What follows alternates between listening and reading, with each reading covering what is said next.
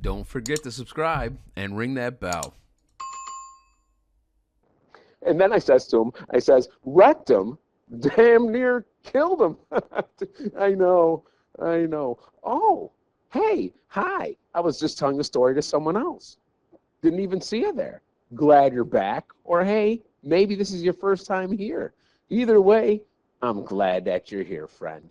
We are going to do free response question number 3 of the practice AP Calculus AB 2014 exam. Boo-hoo, we don't get a calculator. But you know what? Most of the problems that we don't get to use a calculator for are a little bit simpler in terms of the mathematics behind them because, hey, we don't get a calculator. Let's start and see what this is all about. Number 3 reads, let f of x equal e raised to the 2x. Let R be the region in the first quadrant bounded by the graph of y equal f of x and the vertical line x equals 1 as shown in the figure, well, to the bottom left, not above. Write an equation for the line tangent to the graph of f at x equals 1. All right, let's do some magic, children, shall we? Right here, that's where x equals 1. Okay, so I want an equation of a line tangent here, okay, to this graph. The equation of that line, we'll call that line L. All right? So in order to write an equation of a line, in calculus, we use this beautiful equation. Okay, y minus y1 equals m times x minus x1. This is point slope formula. We are not using slope intercept. We're not using y equals mx plus b. If you're that crazy and you know, dedicated to that, well, after throwing in the numbers here, get y alone, by all means. But for this point right here, we have an x and a y. We would call that x1 and y1. Okay, so I already have y1, which is e squared, equals. I don't have my slope yet. Okay, most times when we're solving these types of problems, the slope is the bulk of the work. All right? And now we have x minus x1. Well, x1 is 1. All right, well, I mean, that seems pretty simple.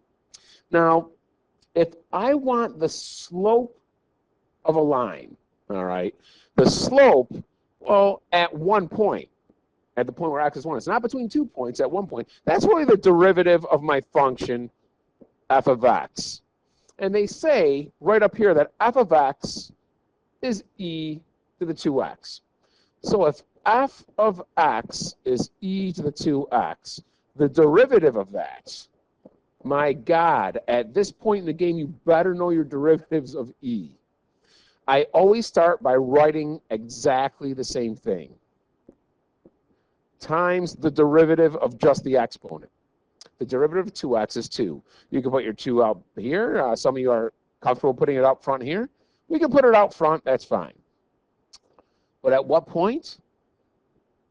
An x value of 1. So all I've got to do at this stage in this problem is throw a 1 into my x. 2e to the 2 times 1.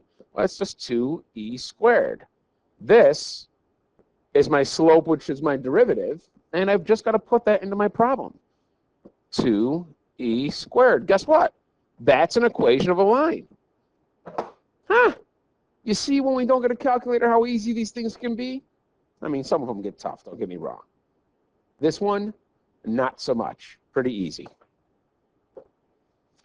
All right, part B says to find the area of R. In case you can't tell, well, I mean, you should be able to tell. It's right in front of your face. R is this area here. It's this area under the curve.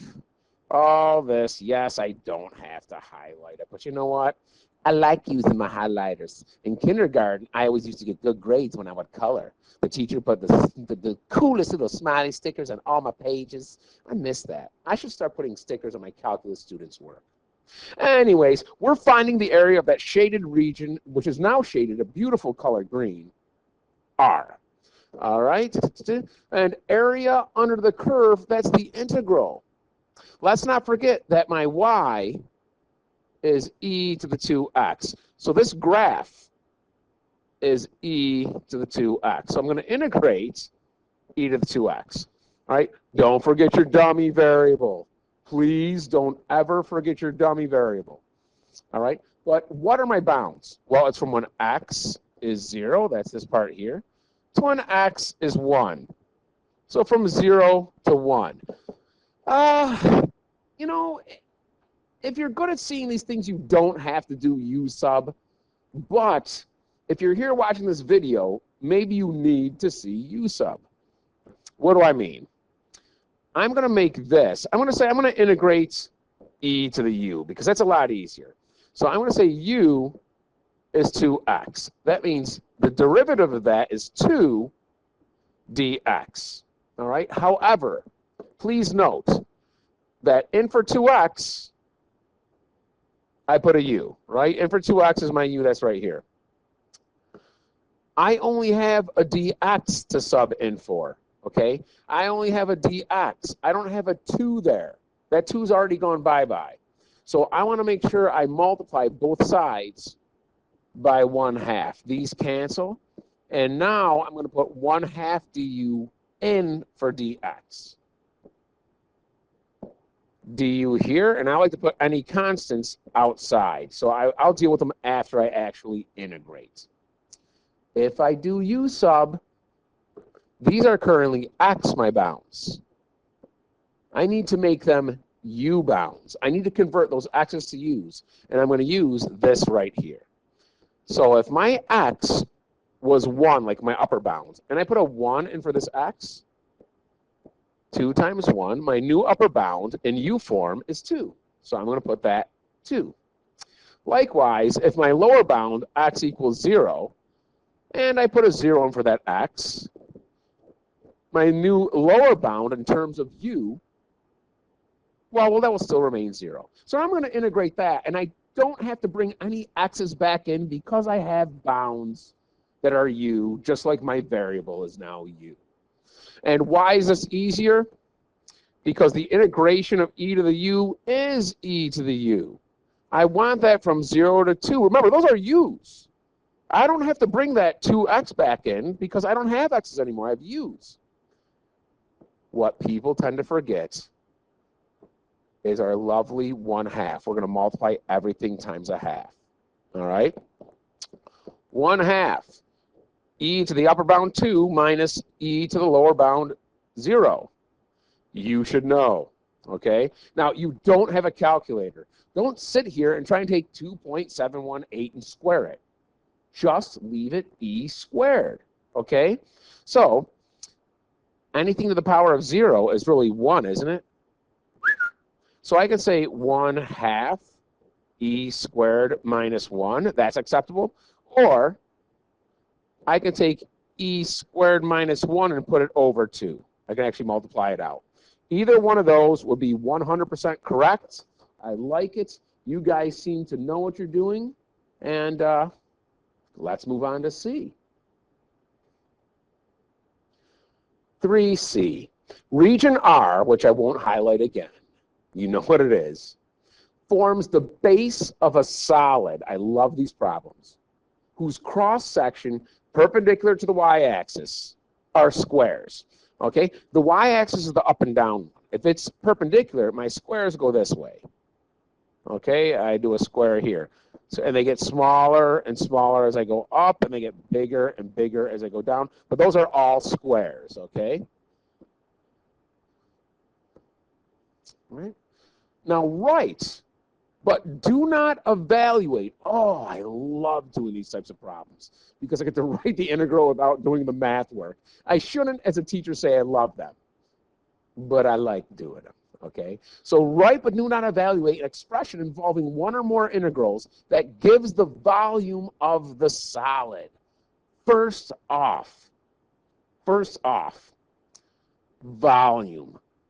Anytime I want volume, you should know I need to integrate the area of whatever I have. In this case, the areas of squares. Okay? And then dA, what you need a dummy variable. So the area of a square, I'm going to write this like this, is side squared. So I just got to figure out what expression do I put in for my side. All right? Okay. So here we go.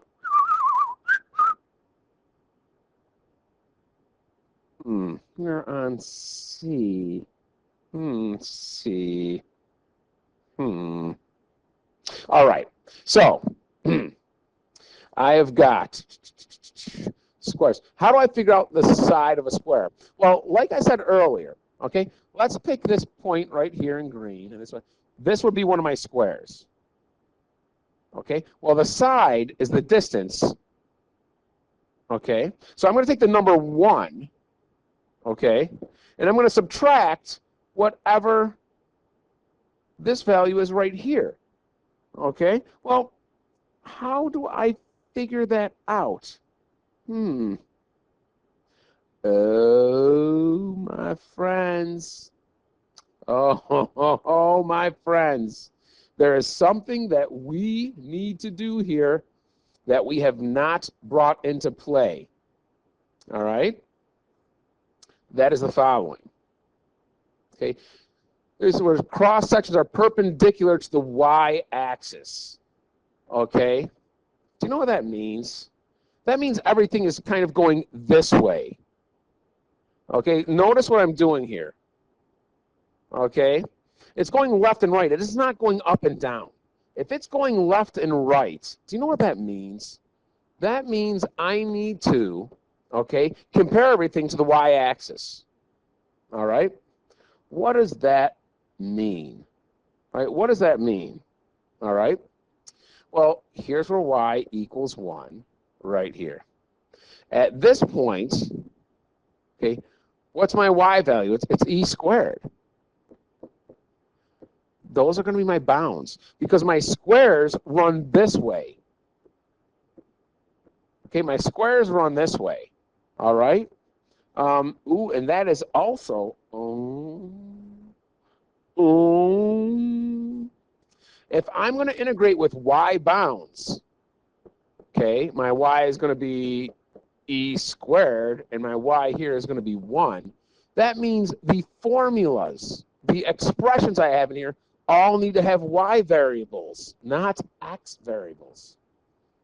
Right now, my equation is y equals e to the 2x, all right? But I want that. I want it so that it's x equals something. All right?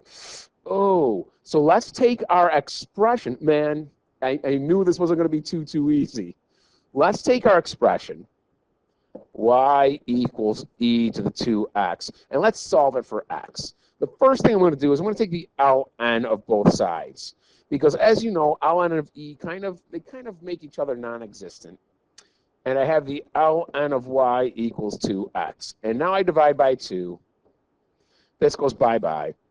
And x equals ln of y over 2. All right, the ln of y over 2. Now, as I was saying, what made this light bulb go off here? This distance from here to here is 1. Okay, that's 1. But I need to subtract, okay, this is where I left off at. I need to subtract the distance from here to here. And what is that? The ln of y over 2. Okay, that's the distance. Okay, that when I do that, when I subtract those, I get the leftover here. Okay, I get what's left over from here. All right, so this is going to be my side that I need to square. Again, let me say that one more time. This is going to be my side, okay, and my area of a square.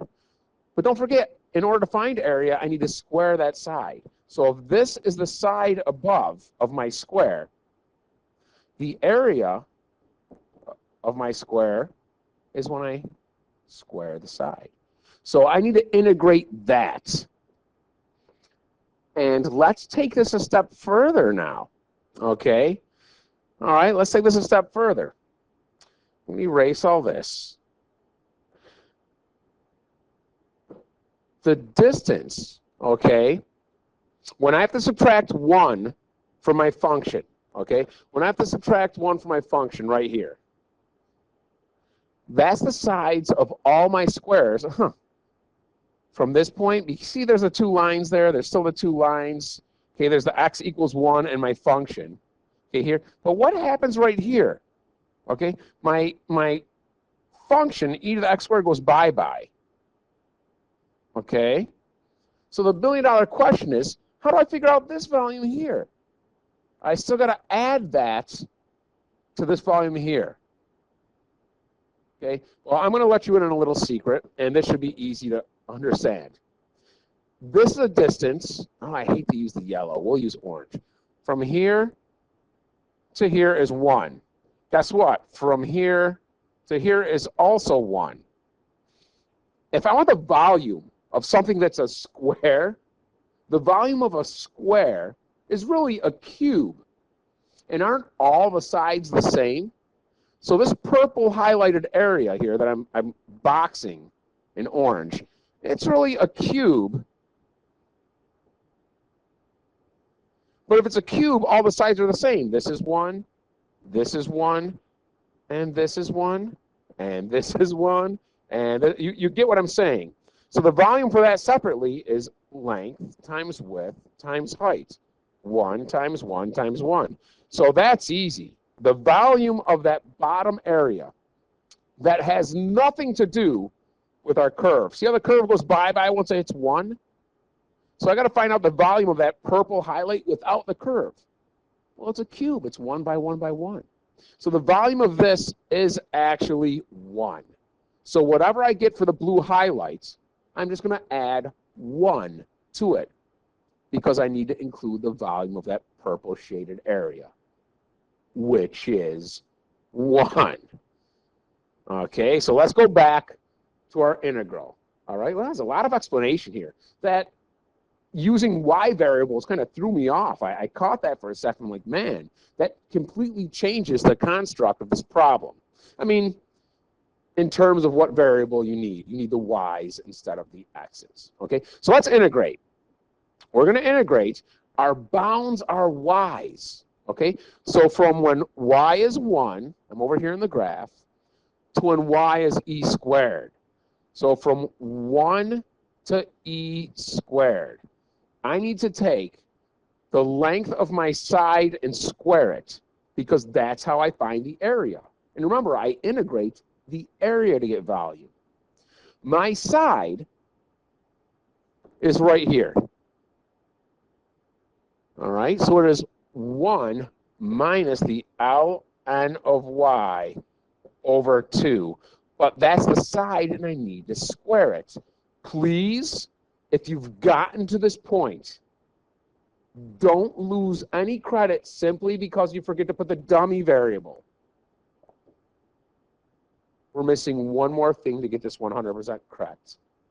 Remember, this is just the area of the blue highlighted region, okay, on my graph, which will in turn be the volume of that region.